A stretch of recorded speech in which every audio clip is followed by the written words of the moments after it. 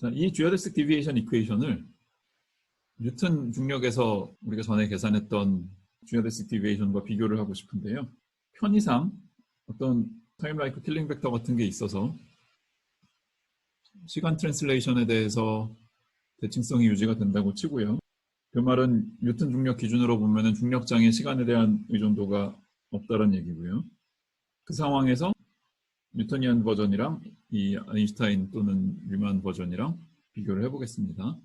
전에 우리가 여러 번 했던 것처럼 뉴턴 중력을 일반 상대론 안에 도입을 하기 위해서 가장 쉽게 할 수 있는 방식이 매트릭의 타임 컴포넌트에 뉴턴 중력 포텐셜 대문자 파이를 집어넣는 거고요.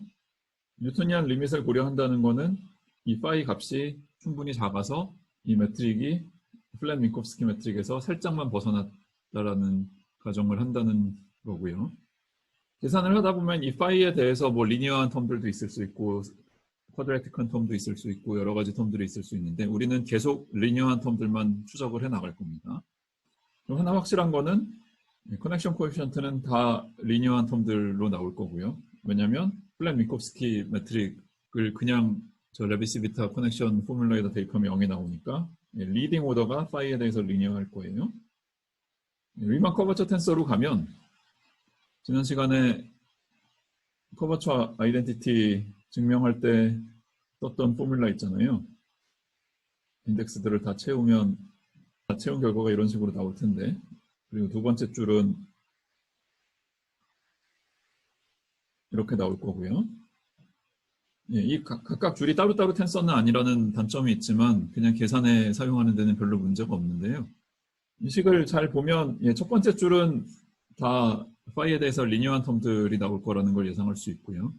반면에 커넥션 코에피션트 자체가 파이에 대해서 리니어하니까 두 번째 줄은 다 파이 스퀘어 오더에서 시작을 합니다.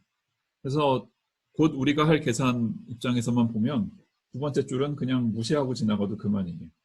실제로 저 위에서 적은 이 매트릭을 이 리만 커버처 텐서 포뮬러에다가 대입을 하면 R0, I0J에 해당되는 텀들은 대문자 파이 뉴턴 포텐셜의 2차 미분으로 나오고요. 다른 모든 리만 커버처 컴포넌트는 파이 리니어한 오더에서는 0이고 파이 쿼드래틱 오더부터 나오기 시작합니다. 하지만 쿼드래틱 이상은 다 없는 셈 치고 작은 오차라고 보고 무시하고 넘어가겠습니다.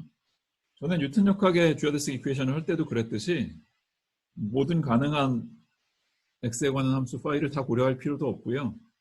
유니폼하지 않은 중력의 가장 낮은 오더가 x에 대해서 쿼드래틱한 거니까 그냥 간단한 쿼드래틱한 폼으로 놓고 계산을 해도 별로 대세에 지장이 없고요. 저 x 코디네이트가 0인 점에서 그냥 시간만 흐르고 x 값이 안 변하는 거는 지오데식이 돼요.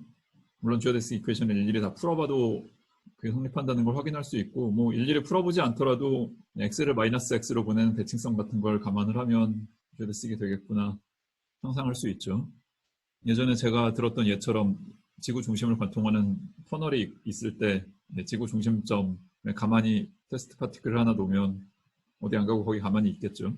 그래서 x가 0인데 지오데식을 하나 놓고 그 x가 0인데서 살짝 떨어진 다른 점을 하나 골라서 지오데식을 하나 더 관찰을 하면서 그 두 지오데식 사이의 거리가 가까워질지 멀어질지를 보자는 겁니다. 위에서 유도한 지오데식 디비에이션 이퀘이션에다가 지금 이 포텐셜과 요 레퍼런스 지오데식 그리고 살짝 벗어난 지오데식을 대입을 한다고 상상을 해보면요. 그러면 리만 커버처 텐서의 시메트리와 그 다음에 기준이 되는 지오데식에서는 타임 방향 벡터 컴포넌트만 있고 스페이스 방향 컴포넌트는 없다라는 걸 감안을 하면 유일한 non-zero 컴포넌트는 이런 게 나올 거고요. 그럼 인덱스를 올리고 내렸을 때 그 다음에 리만 커버처 텐서의 인덱스 순서를 바꿨을 때 부호가 어떻게 되는지를 살짝 추적을 하면 0, I, 0, J 경우와 같다라는 거를 확인할 수 있고 그 과정에서 마이너스 사인 하나 나오고요. 그리고 앞서 위에서 적었던 뉴턴이안 포텐셜 기준 표현인으로 다시 적으면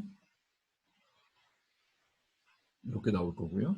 이거는 타이더 텐서의 정의에 입각해서 이렇게 적을 수가 있습니다.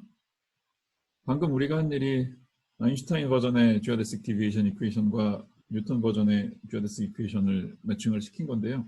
조금 더 자세히 들어가자면 우리가 옛날에 뉴턴 버전의 듀어데스 디비에이션 할 때도 이미 무슨 비앙키 아이덴티티라는 표현을 썼었는데 그때만 해도 좀 뜬금없이 그런 표현을 소개를 한 셈이었는데 이제는 그때 왜 그런 매칭을 시켰는지 제대로 설명을 할 수가 있는데요.